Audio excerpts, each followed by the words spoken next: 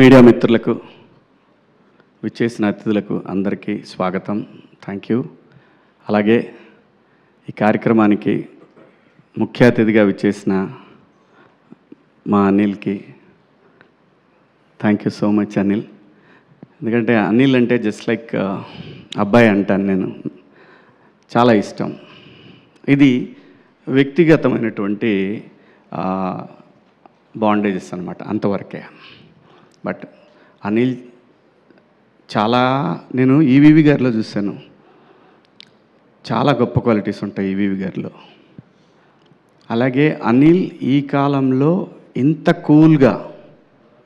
కూల్గా ఒక సినిమాని కంప్లీట్ చేయటం అంటే అంత ఈజీ కాదు. అనిల్ని అందరూ ప్రేమిస్తారు. చాలా పాజిటివ్ వైబ్ ఉంటుంది తన చుట్టూ. ఫోన్ చేసి అబ్బాయి ఎక్కడున్నావు, నేను ఎక్కువ అంటే ఏ ఆర్టిస్ట్కైనా ఉంటుంది, అబ్బాయి ఏమైనా ఉందా అంతవరకే, కానీ ఇబ్బంది పెట్టే అంత దూరం అయితే వెళ్ళదు. దానికి మించిన ఒక ఏమో అనిల్ అంటే ఒక పిచ్చి ప్రేమ.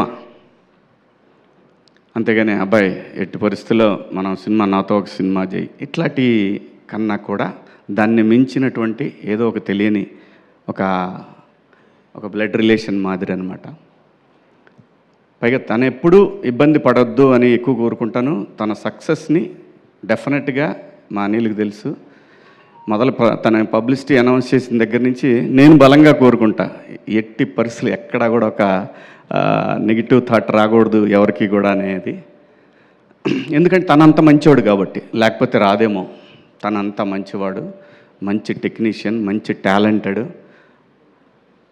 బాస్కి ఆల్ టైమ్ రికార్డ్ ఇచ్చాడంటే సామాన్యమైన విషయం కాదు. అలాగే ఇంకా చాలా హిట్లు ఇస్తాండి ఈవీవి గారు. మీరు కృష్ణారెడ్డి గారు ఎలాగైతే వాళ్ళు ఫీల్డ్లో ఉన్నంతవరకు ఎలా హిట్లు కొట్టారు, ఖచ్చితంగా నాన్ స్టాప్ హిట్లు ఖచ్చితంగా కొడతాడు, మనం చూస్తాం భవిష్యత్తులో. నేను అనుకుంటున్నాను, ఎందుకంటే అట్లా లోపలికి వస్తున్నప్పుడు అక్కడ ఫోటో ఉంటుంది అనిల్ది, కింద చాలా ఫోటోలు ఉన్నాయి, కానీ ఆ ఫోటోలు చూసినప్పుడు అనిపించింది అబ్బాయి ఎప్పుడో హీరో అవుతాడు అనుకున్నా. అన్న ఇక్కడ ఎవరు ఏం మాట్లాడుకున్నా, ఎవరు ఏం కావాలనేది కళామ తల్లి నిర్ణయిస్తుంది. జస్ట్ ఒక ఫీలింగ్ వచ్చింది నాకు అట్లా లోపలికి వచ్చినప్పుడు. అదే చెప్పా ఇక్కడ కూర్చున్నప్పుడు, ఎందుకో అనిపించింది అని చెప్పాను. ఖచ్చితంగా అవ్వాలండి. వాళ్ళ తమిళ్లో అందరూ డైరెక్టర్లు చాలామంది హీరోలుగా చేస్తున్నారు, ఎందుకు అవ్వకూడదు? అయితే తప్పేంటి? ఆర్టిస్టులు డైరెక్టర్లు అవ్వచ్చు. రామారావు గారు hero, director, producer, makeup man, ఎన్ని చేశాడు రామారావు గారు. ఇచ్చేయి సినిమా రీమేక్ కూడా చెప్పాను ఇందాకనే. ఇచ్చేసాయి. అలీ గారు ప్రొడ్యూసర్గా. అమ్మ హీరో ఎవరో చెప్పను, ఎందుకంటే మళ్ళీ ఇప్పుడు జీతం మొదలు పెడతారు, లేనిపోయింది మనకి వాళ్ళ. సో థ్యాంక్ యూ అండి. నా సినిమా గురించి మాట్లాడేదాన్ని నేనైతే మాత్రం ఒకటి గ్యారంటీగా చెప్పగలను. నేను నిర్మాతగా నాకు బాపినీడు గారు ఒక బాధ్యత అప్పచెప్పారు. కథ విని సాయి గారు వాళ్ళ టీం ఒక బాధ్యత అప్పచెప్పారు. ఇది నా సొంత డబ్బులు పెట్టి తీసినటువంటి తాజ్మహల్ కన్నా కూడా నాకు చాలా ఇంపార్టెంట్ ఈ సినిమా. నేను ఖర్చు దగ్గరైనా, మేకింగ్ దగ్గరైనా, ఎక్కడైనా సరే వాళ్ళు నాకు బాధ్యత అప్పచెప్పిన దాన్ని నేను ఒక టీచర్లాగా బిహేవ్ చేశా. ఖచ్చితంగా అందులో డౌట్ ఏం లేదు. ఏ విషయంలోనైనా, ఏ సీన్ అయినా ఒకవేళ బాగాలేదు తీసిందంటే మళ్ళీ తీయాల్సిందే. అలా కూడా తీసాం. యాక్చువల్గా ఈ సినిమాలో సాంగ్ లేదు, కానీ ఆ సాంగ్ నన్ను హాంట్ చేస్తుంది ఎప్పటి నుంచో. ఆ పాయ అనే సాంగ్ ఎట్లా ఎవరికి కూడా ఈ సినిమాలో సాంగ్ అనే ఫీలింగ్ లేదు. నేను అన్నాను సిచ్యువేషన్ ఇది బాగానే ఉంటుందేమో చూడండి అన్న. అందరికీ నచ్చింది, ఇంక్లూడింగ్ సాయి గారు. ఈ సినిమాలో ఏ పని చేసినా, డైరెక్టర్లు అయినా సరే, ఆర్టిస్టులైనా సరే, టెక్నీషియన్లు అయినా సరే, ఏదైనా సరే, everything I have to report. అలాగే చేశాను ఈ సినిమాని. అలాగే వాళ్ళు నాకు ఏదైతే బాధ్యత అప్పచెప్పారో ఏ రోజు కూడా వాళ్ళు రాలేదు, సెట్కి రాలేదు. అలాంటప్పుడు ఇంకా నా మీద ఇంకా ఎక్కువ బాధ్యత పడింది. మా నితిన్ గారు కానీ, అలాగే మన సాయి కిషోరు, సుహృత్తు, వీళ్ళందరూ కూడా మాకు ప్రమోషన్స్కి వచ్చేసరికి మనవాడి పేరు మర్చిపోతాను, మార్కెటింగ్ యువకాంత్ తను, అలాగే ఇంకా మా మహా అయితే ఇప్పుడు 1990s నుంచి పరిచయం నాకు. అందరూ కూడా ప్రతి ఒక్కటి కూడా అది ఒక పెద్ద టీం వర్క్ కంపెనీ అండి. అంతేగాని అక్కడ ఎవ్వరు బాస్లు అవి ఏముండదు, ఎవరి పని వాళ్ళు చేయాల్సిందే. అలాంటి ఒక కంపెనీతో నాకు ఎప్పటికీ విడదీయలేని బంధం ఏర్పడింది. ముఖ్యంగా దీనికి కారకులు బాపినీడి గారు. ఆయన ఎప్పుడు తలుచుకుంటానే ఉంటాను. ఆయన ఒక మాట అనబట్టే ఈరోజు నేను ఇక్కడ నిలబడి మళ్ళీ ఆర్టిస్ట్గా ఇంత బిజీ అయిపోయి వరుసన హిట్లు పడ్డాయంటే కారణం ఏదో చాలామంది కోరుకున్నారు, నువ్వు ఆర్టిస్ట్గా ఉండాలి, నువ్వు ఆర్టిస్ట్. అలా నన్ను రీఎంట్రీ ఇచ్చింది బాపినీడి గారు. బిగ్ బాస్, ఆ తర్వాత కోర్టు, ఆ తర్వాత దండోరా, ఆ తర్వాత బిగ్ బాస్ బజ్జు, ఏది కూడా ఎక్కడ కూడా నాకు ఒక్క నెగిటివ్ ఇది కూడా రాలేదు. ఈ సినిమా కూడా ఖచ్చితంగా, ఎందుకంటే మా అబ్బాయికి టైం లేదు కాబట్టి నేను చూపించలేకపోయాను. సినిమా ఖచ్చితంగా చూపిస్తాను, రిలీజ్ ముందే చూపిస్తాను. ట్రైలర్ చూసి చాలా చాలా బాగుందని చెప్పాడు. ఏదున్నా సరే అనిల్, ఏదన్నా అవకాశం ఉంటే అనేది ఈ ఇండస్ట్రీలో నన్ను అడుగుతాను అని అంటే నేను, ఎందుకంటే నేను ఎవరిని అడగలేనండి, అది ఒక అనిల్ని. అలాగే ఈ సినిమాలో ఒక సాంగ్ కోసం నేను చాలా ఆలోచించాం, కానీ సడన్గా బండ్ల గణేష్ అన్న అనే థాట్ వచ్చిందంటే మా అబ్బాయి రిక్కీ థాట్ అనమాట అది. రిక్కీ చెప్తే అప్పుడు నేను వెళ్ళి గణేష్ అన్నని అడిగాను. పాట విని అరే చేసేద్దాం అన్నాడు.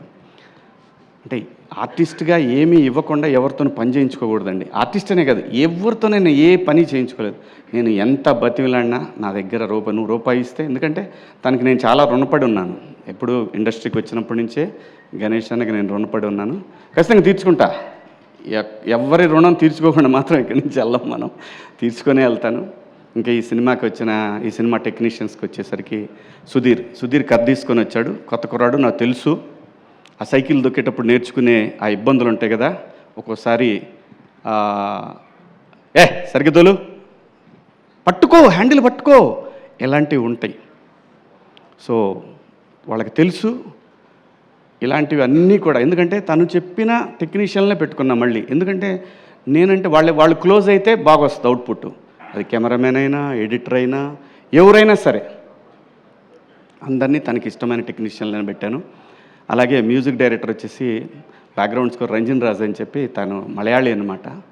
అద్భుతంగా చేశాడు. ఈ సినిమాని సక్సెస్లో 50% అతనికి క్రెడిట్ వెళ్తుంది ఖచ్చితంగా. 100%, నో సెకండ్ థాటే లేదు. సినిమా ప్రతి ఒక్కళ్ళకి నచ్చుతుంది. మా ఇద్దరి కాంబినేషన్ నచ్చుతుంది, మళ్ళీ మా ఇద్దరి కాంబినేషన్ నచ్చుతుంది, అలాగే మా ఇద్దరి కాంబినేషన్ నచ్చుతుంది. ఎందుకంటే ఆలీ అన్న ఈ ఇండస్ట్రీకి వచ్చినప్పటి నుంచి నాకు పరిచయం. నన్ను ఒక సొంత తమ్ముడి కన్నా ఎక్కువగా చూసుకున్నాడు ఆలీ అన్న.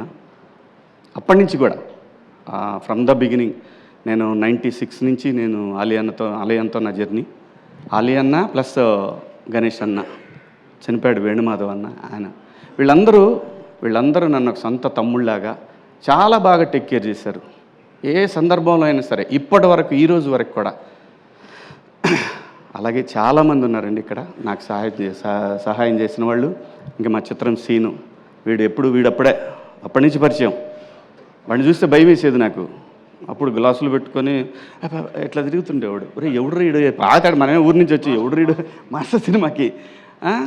అలాగే బబ్లు, ఇంకా ధనరాజ్ ఆడు, అది తర్వాత లాస్ట్లో చెప్పాలి, పెద్ద ఆయన పేరు ధనరాజ్.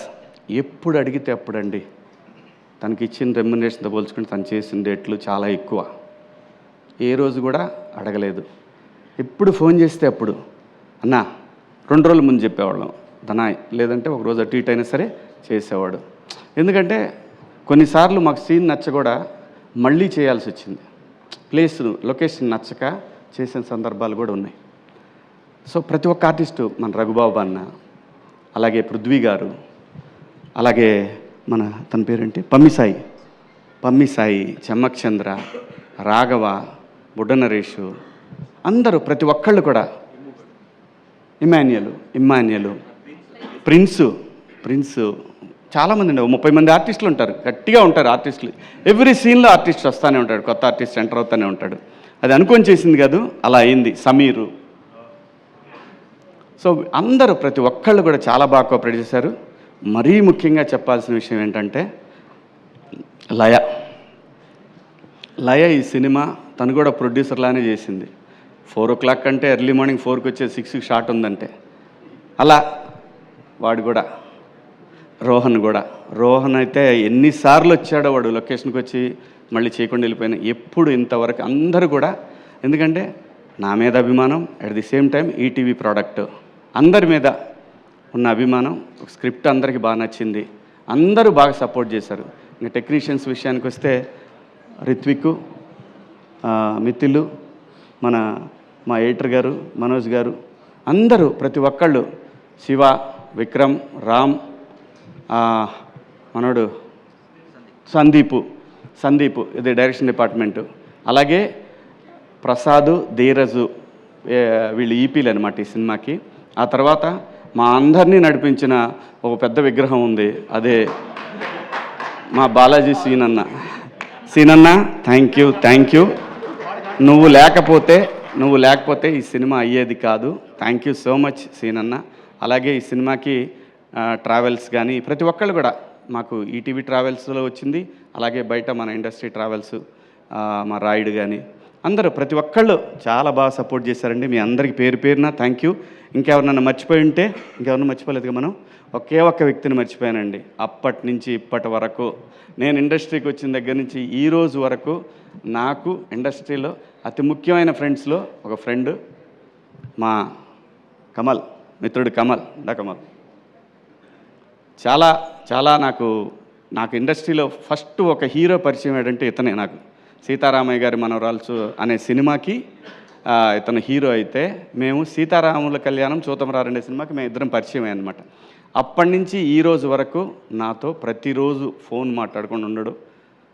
చాలా మంచోడు, మంచి ఆర్టిస్టు. మన దండోరాలో ఇతనికి చాలా మంచి పేరు వచ్చింది, Rangamama. Thank you Kamal, thank you so much.